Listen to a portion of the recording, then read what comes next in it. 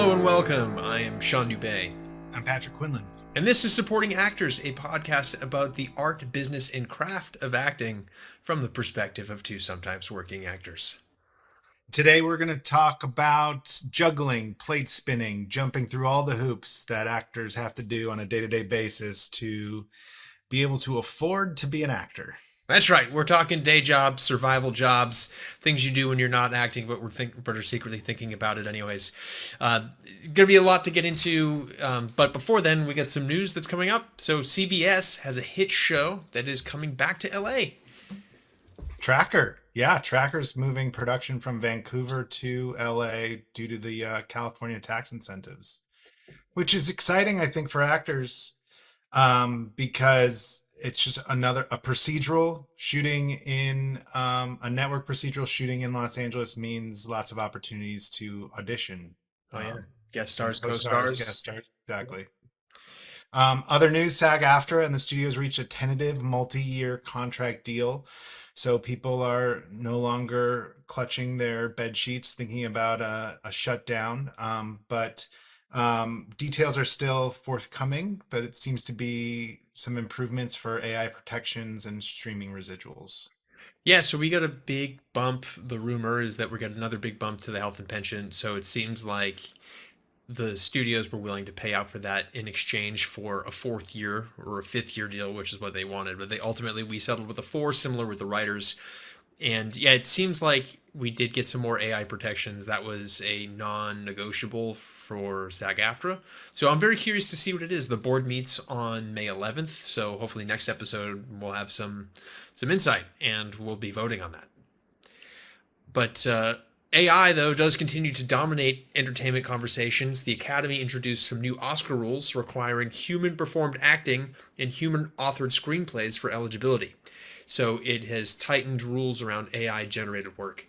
Another thing that I thought was interesting is that actors can now get nominated multiple times. Oh yeah, for different roles in a single year. So we might see the Timothying of the Oscars in a few years when he has a really prolific year and gets nominated 4 times.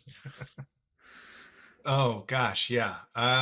That'd be interesting to go back through Oscar history and see what actors could have benefited from that in the past. I like that wrinkle going forward. What a nice problem to have.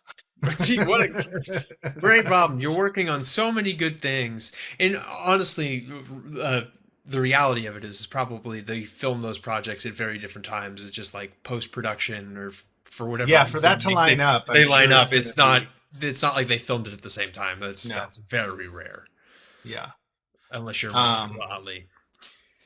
Yeah, it's interesting that the Oscars made this stand, I suppose. I guess there's precedent for it. Like Steven Soderbergh has been nominated multiple times for Best Director in a year.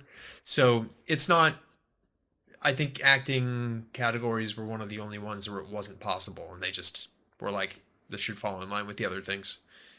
Yeah, I wonder with all of the changes, if that's related to the fact that the Academy has sort of expanded a lot in its membership and internationally. So I wonder if that's indicator of the way artists from other countries, from Europe, from Asia, who might be involved in the Academy are viewing how the work should be appreciated. Yeah, there's definitely been a change in that voter body, right? The voting body. And I think you've seen just the things that are getting nominated and the people that are winning it's changing, right? So I think it's positive, right? It's becoming much more diverse and a much bigger group. And we are seeing interesting things. Historically, if you looked back at like the 90s, it was always like the blockbusters were winning Best Picture, and that's changed. But I don't know that that's a criticism, because I think a lot of what gets recognized is like genuinely good, a little more artsy than what blockbuster tends to be now, right? Yeah, no, it's just not that those are bad either, but they're just different. Yeah, it's just interesting to think about all of these organizations are made up of different people who are trying to be a part of, I guess, the conversation about how like specifically with AI, how it should be viewed in relationship to the art form. For sure. So, another thing that AI might displace us in is our day jobs. Yeah. So, why don't we get into talking about day jobs, survival jobs, and like the things that we have to do to pay rent when we're not working? So, on average, what is it, 97% of the union is unemployed. So, that's a very high number. Very few of us have the privilege of making a living solely through performance. And I know the few that I know that have done that, it's been generally a year where there's been some good commercials. They booked a bit of stage work. They maybe did a film and a couple co-stars, guest stars, that kind of thing. So like there's a variety of things that are required. I do know some actors that do make a living with voiceover work. So that's an option if you're looking for like all-time performance, but that's kind of its own niche, right? It's a very particular skill set that deviates a little bit from what we think about with acting sometimes.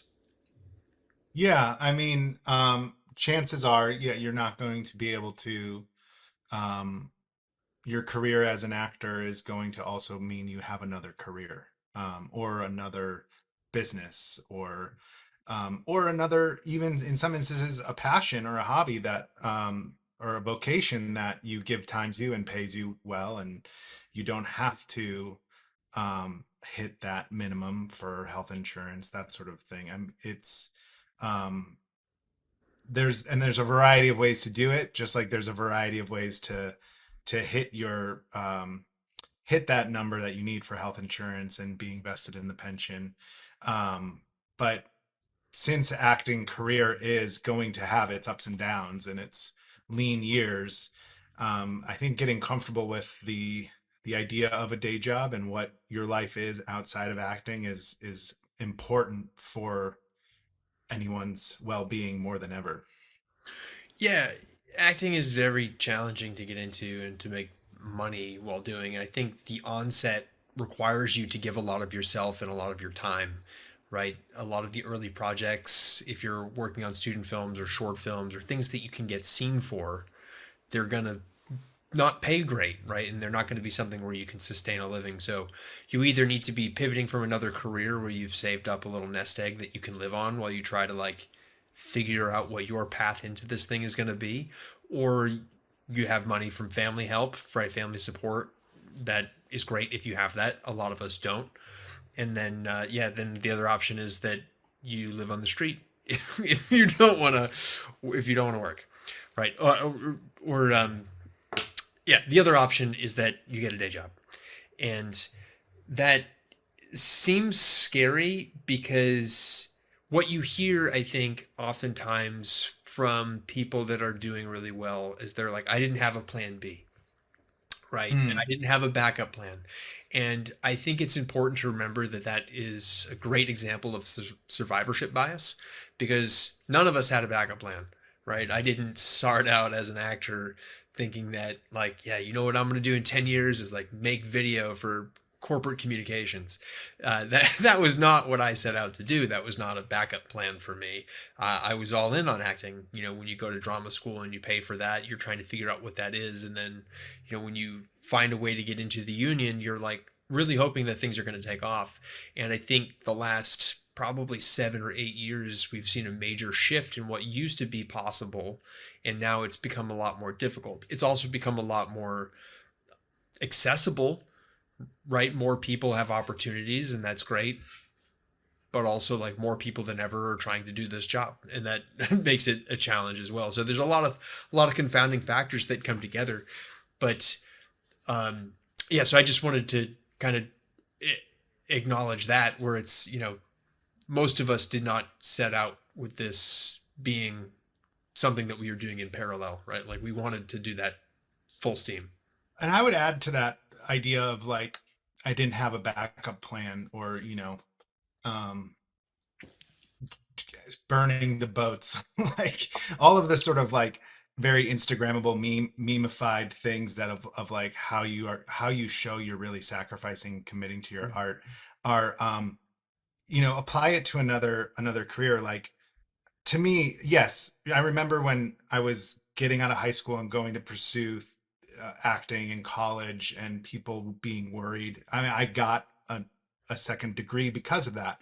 Um, and but I graduated, and then the 2008 financial crisis happened, and a whole generation of people lost their 401ks, and people who worked for companies for 30 years, got laid off in financial straits. I've seen other industries Hmm. condense the same, what's happening in LA right now, or in the film and TV industry, has already happened in newspapers, has already happened in Music. other sectors of business, music. And Hmm. so, no, to me, I've never felt like any career was safe, was particularly secure. And I think Very recent millennial of events, you. yeah, I think recent events have proven me correct. Yes, Like, for sure. like, did we think we were going to be living in our homes for 2 years or whatever? Like, we have to be, as an actor, as an artist, you have to be adaptable. And so I think whatever mentality gets you through the fight, the to fight the demons in the middle of the night that say, "What are you doing? What are you doing with your life?" That's important, but also, like, how open-minded can we be? How versatile can we be? I think um, when I think of actors and having now seen friends pivot to other careers, I think of people who have a lot of skills that other industries and other Hmm. businesses would totally benefit from. And I think an actor and an artist is a person who has a lot to offer. And so if you can find what you're looking for to help to build a life that sustains your art and sustains you, your lifestyle, I suppose, um that's really worth it, to because it just you can just keep going. Then it is kind of a career, like a war of attrition, to pursue this career. And so you want to be one of the last people standing, potentially. You want to live to fight another day, or Well, you I know think you hear this advice a lot. At least I know that I did, like through various classes that I've been in, or even in drama school, where it's oftentimes the ones that succeed are the ones that don't give up. right. Right. And it really is a war of attrition, and everybody kind of gets a shot eventually. Now, the eventually part is a little tricky because that might be when you're like 60. And if you're 20 now, you're like, well, that's a long time. And that just is the way that it goes, right? It is, the industry is random, and it's really, I think, luck heavy. And I don't think that's talked about often enough, is just like how fortunate you have to be to get an opportunity. But you do have to be ready when you get that opportunity. And if you're not, Yeah. and if you're not ready for it, like some people get opportunities when they're 20 and they do one or two things and then kind of fizzle out over 10 years. And, they still got to do it, and maybe their interests change, right? Like that's the other thing too, is like people's interests do change. And I think that's probably a bigger reason why people leave the industry. And like when I was younger in auditioning for grad schools, when I was the audition that I had with Brown, I'm forgetting the director's name of at the time, but he explained it where acting is a roller coaster. It's a ride. There's ups and there's downs, and like you decide when you want to get off. And some people never get off, and other people go around twice and they're like, "Yeah, I'm good." So it's I would say too, to add to that, it's like, well, you might have an opportunity, or like the one big break. I think the that that is true on the outliers, most likely, but the vast majority of people are built of actors are building a reputation and a body of work, and relationships over a stretch of years. The overnight success is 10 years in the making or whatever. So I'm hoping for two overnight successes at this point. And it's like, but it is like, you got to buy another ticket to get back on the ride. You got to keep, do you want to keep, if you want to keep going, and yeah, you certainly don't have to. So I don't know. Let's talk about the different ways you can keep buying that ticket. What are, I kind of think about it, Sean, like, pre-pandemic and post-pandemic, because I think now Yeah, it's the different. workplace is totally different. So like when we think of actor jobs, obviously like waiters, bartenders come to mind. Hmm. Um, you've had a variety of jobs. Sure have. I can speak to mine, or we can also speak to people we know who had different jobs that, and we could talk about breakdown maybe what the benefits, the pros and cons of every job, because nothing's going to be perfect. No, and I think, when you're looking for a job, you kind of have to know what you want out of it. And some of that is flexibility. Yeah. If you don't come from money at all, it might be like a big salary, right? But I do think one of the things you're trying to find is ample time off, right? Mhm. The ability to take 2 weeks if you book an indie film, or if you book like a, a good guest star or something, right? That where you can take a week to go do that. So I think that's something you want to consider. I think another thing, but I think there's also too much emphasis put on flexibility and scheduling Mm. sometimes. Yeah. Um, because you'll see, and that's where you'll see people be waiters or personal trainers until they're 50, when that's not what they want to be doing. And I say that, and not as they would rather be acting, but like they don't actually have fun doing their day job, right? Like I Right. do know people that are trainers that are in their 40s, but they still enjoy it. So it's like, Yeah. great, you should be doing that as well. You're great at it, you enjoy it. It's providing you a living, and it's flexible, and it's leaving you open to pursue acting opportunities as they present themselves. Like, you should absolutely keep doing that. I also think that even if you're a successful actor, you have a lot of downtime. So you want to develop skill sets that are going to keep you busy. At least for me, I would go crazy if I was sitting down like playing video games every day. Like, I would want to be trying to figure out, how do I tell stories in another capacity. But again, that's me. That's my interests. Right. That's what led me to find an interest in marketing. And I started thinking about it as like, what skills can I develop that are going to help me as an actor? Right? Writing helps me as an actor. Directing helps me as an actor. Cinematography, photography. These are things that also help me as an actor. Plus, they're creative outlets. So I sought other creative things, and that was ultimately where I was able to find flexibility, a good salary, and it's like fun to do every day. Um, but that checklist is going to be different for everybody. So, Yeah. what has been your kind of approach, and how have you thought about things? Well, for me, I mean, flexibility for sure. Back before the pandemic, the idea that so I've been the job I've had this whole time, I've done a few other things, but like has pretty much been a private tutor. And so my work hours are from 4 o'clock to 9 o'clock, let's say. And the benefit of that for years was if an audition comes up, I know I'm free the next morning. And some years I worked in an office and I had a setup with that company where I was like, I'm doing a half day for like 5 days a week and or 4 or 5 days a week, but it's gonna float. So if an audition came up, I would float it, and then if it didn't, I pretty much went in, 9 to 1 or something. Um, and then I still had my evening filled with students. Um, the other benefit of that job though was it was pretty high paying hourly, Mm. and so I would only work 20 hours a week and made enough compared to people who had 6 hour shifts at a restaurant or a Yeah. bar or whatever.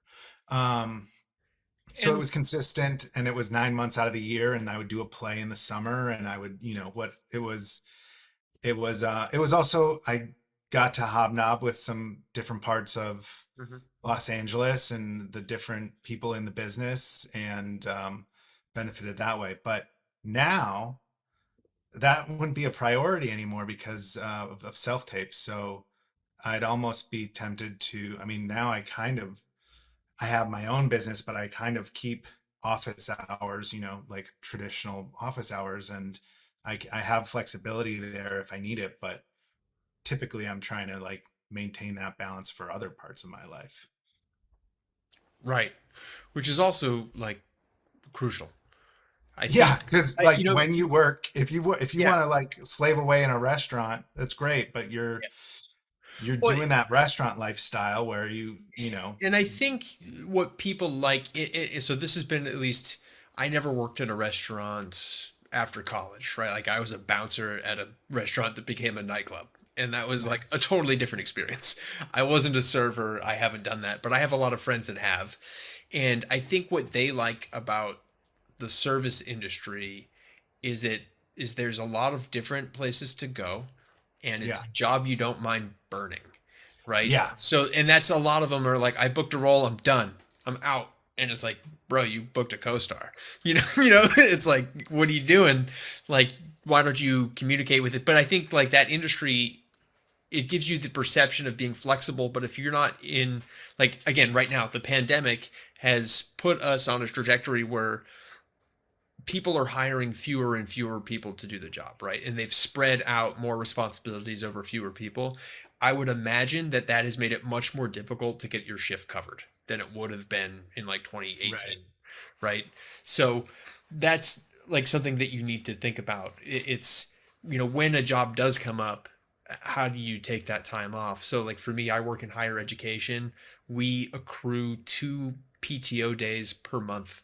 So like it accrues pretty quickly. So, and you got to think too, most of the things that I'm booking this time in my career, it's like maybe 3 or 4 days on average, right? Because I think that's the thing that we're afraid of when we get into jobs is it's, well, what if I can't say yes to something? It's like you can always say yes to something, and I think you need to figure out how to communicate with the people that like with your day job. And I think Yeah. and I think being transparent with them and being upfront with them is important. That being said, when applying for jobs, I probably wouldn't lead with "I'm an actor." Right. No. And No, I think this is important to talk about. Where yeah, a friend of mine I've seen, she has worked for years as a paralegal, and you'd think that would be impossible, because that's got to be a pretty demanding job. But she approached it in such a way that everyone at her, if she booked a job and she got to go shoot a TV show, she had the opportunity to take time off or sick leave or whatever. But her whole office was rooting for her and yeah, showing up for her and celebrating her. But it's hard. I get it. Like I've lived the sort of kept my lives very separate, yep. and come up with a whole lot of excuses in the past to get to an audition or take Yeah. a job, that now I just don't have the energy to do. And so it's As you like, get what? older, your tolerance for pretend, Yeah, it's just like you want to save it for the screen. I'll tell you. Well, also, I mean, I think that's another big thing about the job you take. Now, we need the job to have some flexibility in some capacity. We need the job to pay well enough to buy a class, a workshop, headshots, whatever, pay rent, of course. Transferable skill set, right? That is another Yeah, thing that you're looking for in a job. I think but you also want a job that's not going to stress you out yes. when you actually have the acting job. Yeah. And so that's, I think, like speaking to the communication part, but also, you know, something that, you can kind of, um, if you're pulling all these hijinks to like sneak away from work, and are you really going to be focused on your performance? Yeah. I was at a callback for a commercial years ago, and a UPS driver was at the callback too, and he was sweating. They were not going fast enough. This dude was late. Yeah, oh yeah. His phone was blowing up with his boss, and it was like I was at this callback was like practically half a day, which was Oh insane man, that's bad. and not normal. Yeah. But still, it was like, oh man, this poor guy, and like whoever's waiting for their package, that poor person, and all the, it's That's like, a late night for him. Yeah. yeah, it was so like you don't that I'm sure his performance was not helped by the stress he was under trying to cover all his bases to like not be at work. Yeah, and I mean I've done similar stuff when I was younger and like keeping it a secret, and then yeah, this again played a bigger role when things were in person. And Right. it's like, all right, so I'm going to take an hour for my lunch to drive across town to do this audition, and hopefully I get right in within 15 minutes because that's what I Yeah. have time for. And if Yeah. not, then I need to be like, oh, yeah, sorry, come up with some like excuse as to why I'm late if I get asked. And that's not fun. That's not a fun thing to do. It's definitely more difficult to just be upfront because I mean, I think you also have to think about what your boss wants to hear as well. When they don't want to hear, I'm trying to find another job. So it's like, hey, I'm an actor. This is the thing I really want to do. But I think for me, the way that I've always found a way to make this okay would just be really good at my day job, right? So that Yeah. way, when I came in and I was like, hey, I'm sorry, I have an audition in the middle of the day. I'm gonna have to take a little bit of a long lunch, but I'll stay late. And most of the time, they're like, don't worry about it. Good luck. Break a leg. And like, I think once they realize that again, the stories you hear are, oh, I auditioned for something and then now I'm James Bond.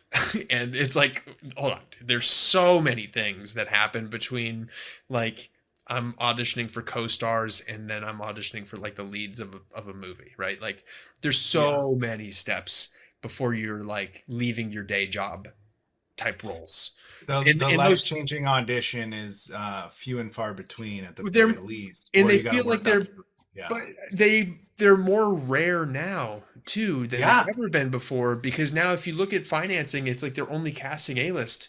So, it's going to be a genuine challenge. And I know that like there's the kid from the White Lotus that did a great job and booked a recurring on there, but that's not that again is like rare. He's one person of like thousands, right? That tried to do that.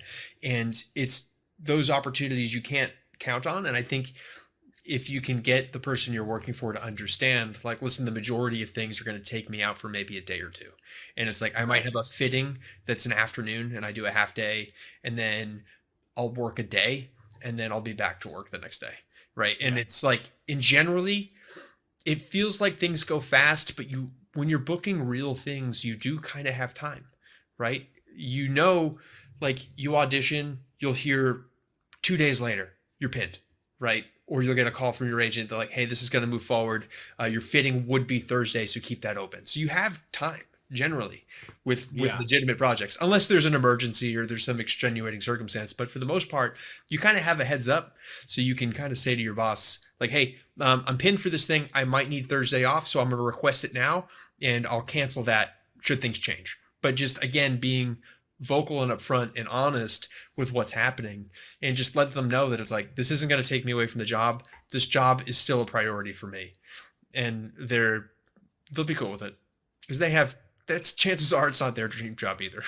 In Well, most and they cases. don't want to Or they have a like. life outside. They understand that you have hobbies and you have life and if you're trying to pursue another like an acting career is so challenging.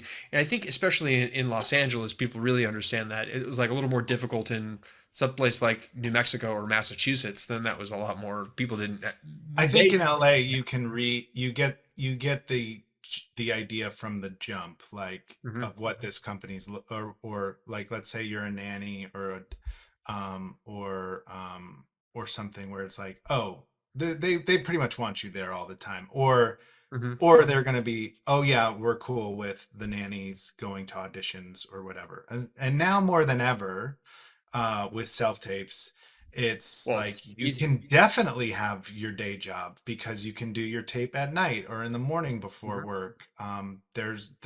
Thanks to the last negotiation a few years ago, there's more time given you, right, Right. between projects, so that Friday, it used to be like you'd get an audition notice on Friday for Monday, and now it's like, oh, if it comes in on Friday, it's not actually due till Tuesday, which just there's the weekend, even though you're not expected to do it on the weekend, which is great. Like it's really nice that those are built in. So to me, it's just like I have found dear friends and other actors over the years who really wrestle with the idea that they can't have that job and they have to sort of live this life of poverty, um, because they need to be available, kind of like we've been Be talking. And available. now more than ever, it You doesn't don't have to be available. that doesn't make sense.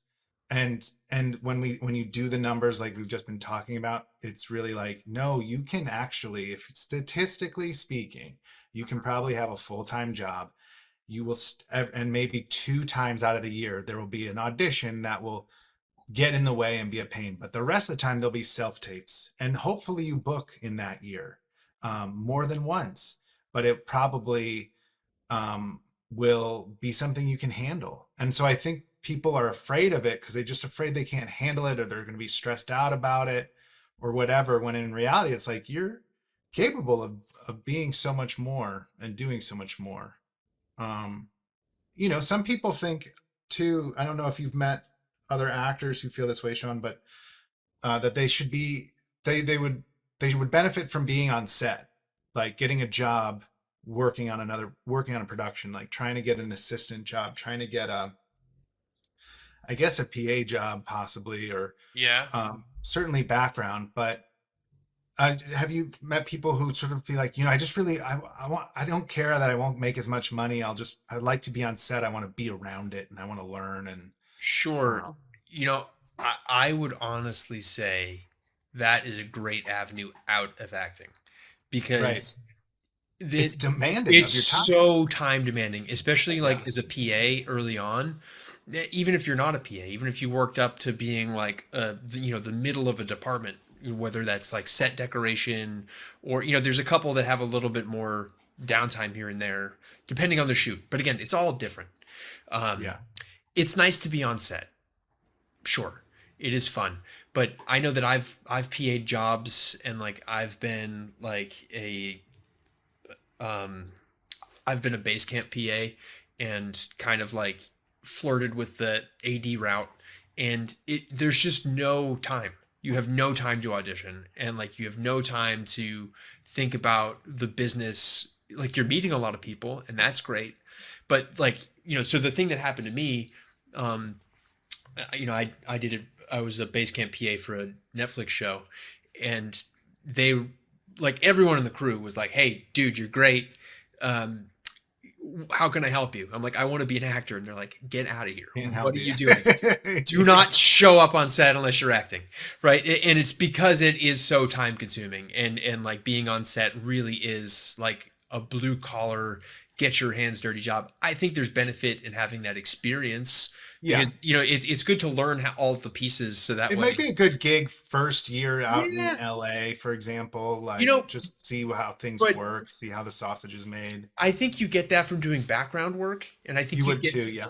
and I think background actually is a great way into like film and television, like acting, because it just makes you comfortable on a big set when there's 200 people, like 200 crew, right? And Hmm. you have a big cast of background, and like you've got big fancy lights and cameras, and you're in some crazy environment, and they're hazing it up and doing whatever. Like it just puts you, it just takes that awe away, and it took me a little while when you're just like, oh shit, like that's like a movie camera, it's like there is a thing that There's a needs to, crane.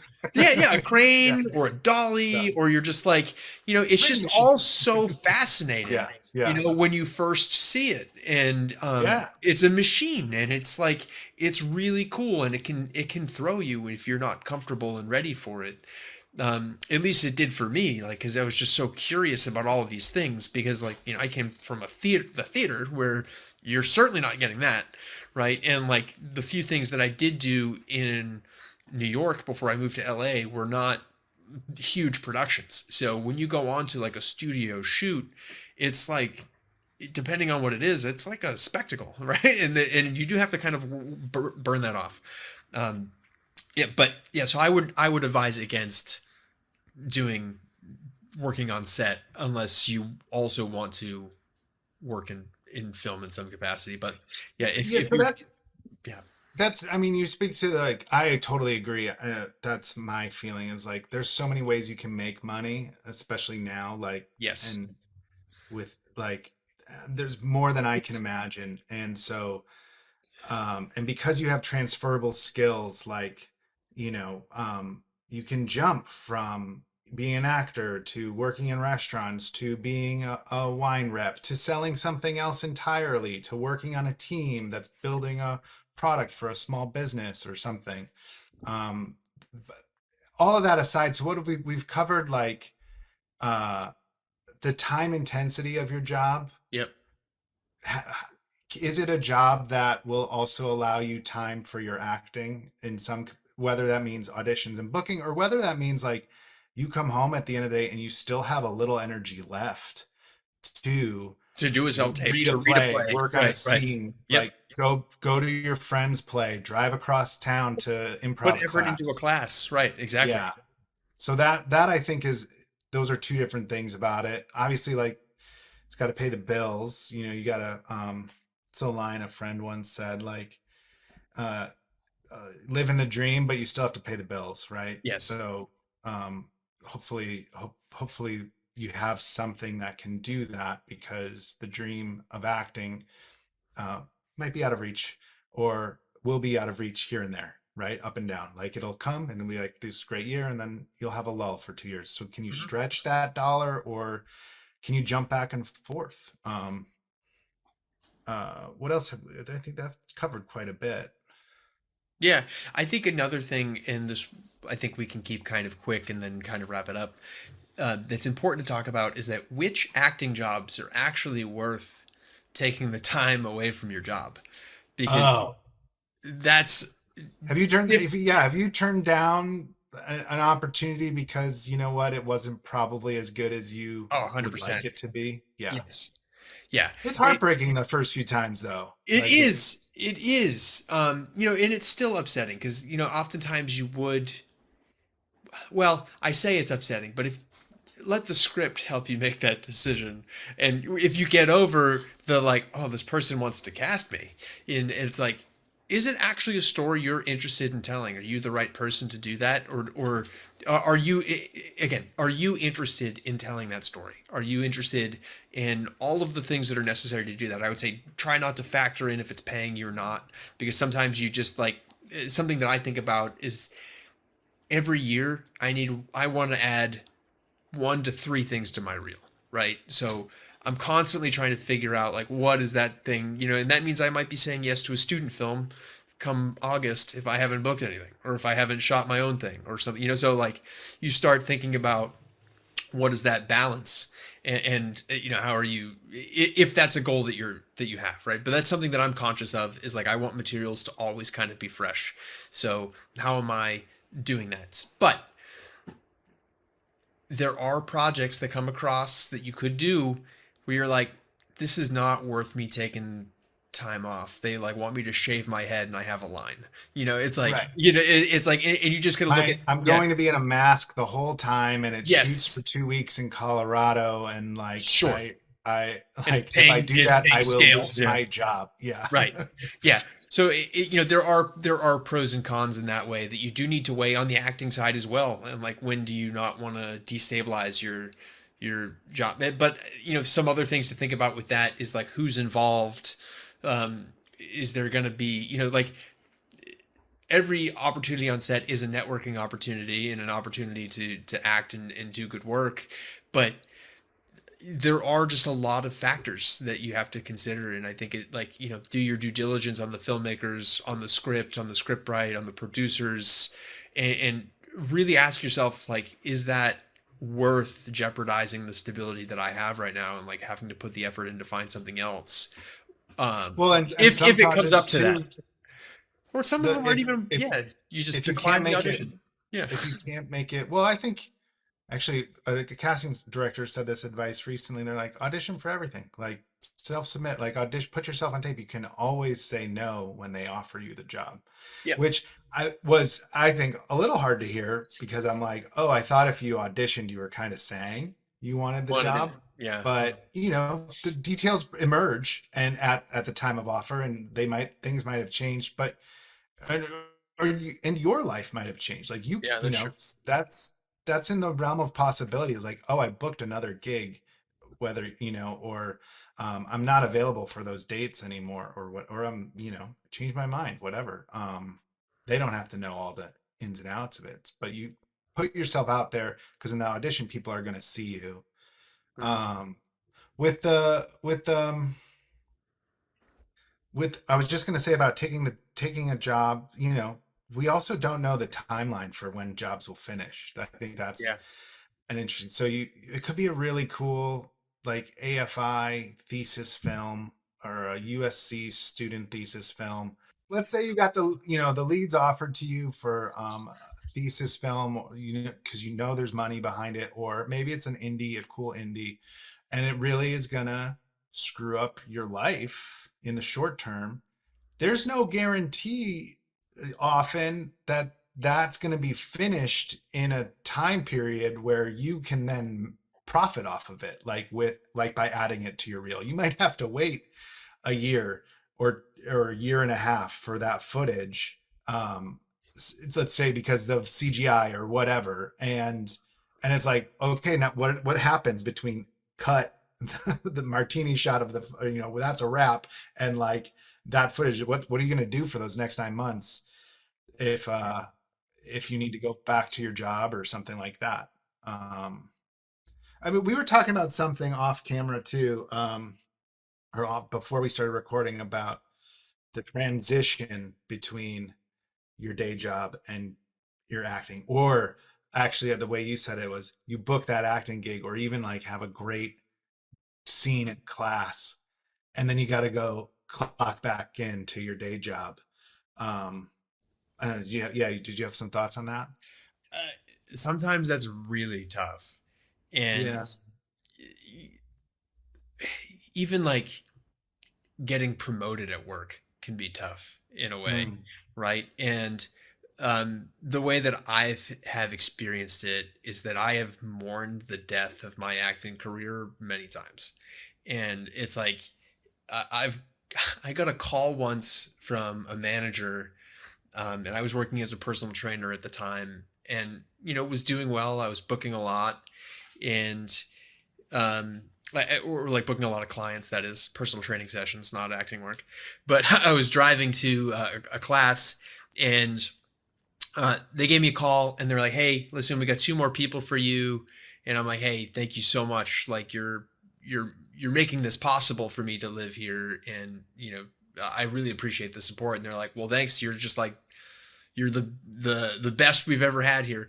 And I'm like, "Oh, thank you." And then like when I hung up, I legit cried and like was so upset that I was good at this thing and it wasn't acting, right? And it was just like um it's just like alarming. It was like not what I wanted to be good at. And I felt like I didn't have a say in it. And it was like really heartbreaking that I was getting these other opportunities instead of the thing that I wanted. That's gonna happen. You're gonna have those moments where it feels that way.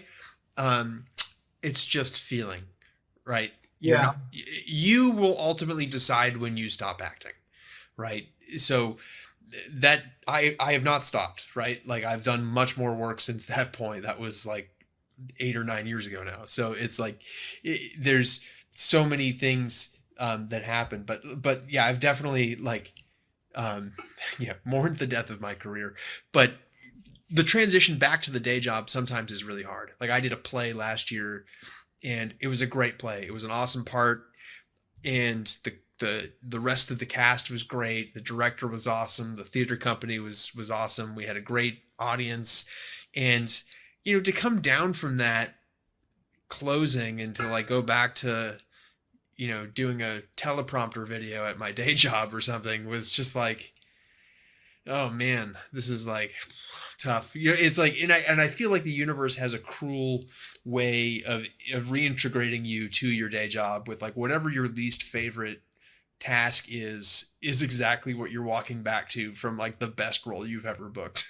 And Yeah. it's just like I don't know, there's just like a way to remind you. It feels like the universe is like, you're not done yet. But that, yeah, that transition is challenging, and I say um, you just have to be compassionate with yourself, right? Give yourself time and space to feel whatever it is.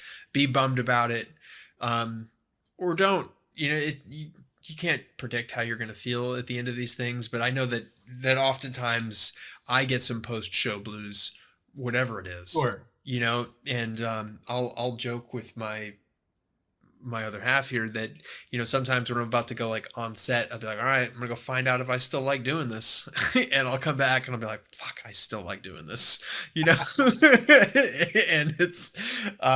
yeah, it's a real hard transition. What has your Well, experience been with it? yeah, I mean, I think, I think I've literally left set with makeup on to go work with a student, like because the family was very, um, they they appreciated me. I had a good relationship with them, and I wanted to help. So I leave with all this adrenaline to get to go and then do my job, and I probably got to talk about the evening filming and stuff, but um I don't know. I think the thing that I wrestle with these days is like, what are the fantasies that I'm holding on to? Mm. I think there's a fantasy, a very pervasive fantasy that success as an actor means you're always acting, and I just don't think that's true anymore. I I don't think that's true of any artist. Like like a painter, a poet, they have to go pay the utility bill. They have to Yeah. stand in line at the post office. You have to do all these mundane things. Mhm. And so I try to be like, I try to look at my work as like, this is, I'm patroning my own art. Like, Yeah. this is me You're filling the sponsoring yourself. coffers to pay for the next class, the next short film, the next whatever, or to pay for another year in Los Angeles, I suppose, right? And whatever opportunities that may bring. So, but I totally connect with what you were saying about like, I had a friend who had been in the military, and he was an AD, and he was like, never do a shit job well, because I think I think it's because you'll be rewarded with more, More shit jobs. Yeah. he's making you do more shit jobs. But I also push against that, because it's like, you can always say no. I think we have more another Agency. fantasy that you don't have as enough agency as you want. It's like, no, fuck that, you do. And are so what so if you do have agency and you do like work, I like working hard at any, I like Well, yard work. I I like mean, I think the things. So way, I want to be a person who does a good job, you know? yeah, and I think the way you do anything is the way you do everything. So Yeah, I totally. would not advise like getting a job and quiet quitting, because that attitude is going to creep into your other stuff. Like that, in my opinion, that is a cancer approach, and it is going to make you unhappy at one phase or the other, right? And you will eventually be found out, and it's not, and then it's much worse. I think there's a lot more joy in just showing up, doing whatever your job is, and finding the ways that you can work on your craft as an actor through your day job, because there is a way, right? So much Yeah. of acting is, I mean, if you listen to the last episode and my rambling of it, it's so much of it is esoteric and unknowable and can be done at any time, right? A lot of it is like thinking and feeling and just being in tune with yourself, which you can do literally at any moment while you're doing anything. Well, I'll say this also in defense of day jobs. Yeah. Why we're defending them when we Well, all I need think them. they're But important, but but they no, also give you like, I've had so many wonderful life experiences through my day yes. job that have made me Yes. richer as a performer and richer as a person that I would not have had, you know, Right. without that. That's exactly what I was going to say, is your day job is filled with other people living in Well, different circumstances, in and characters. their characters, and like that can fuel you in a positive way as much as it can fuel you in a negative way, because you don't want to be there.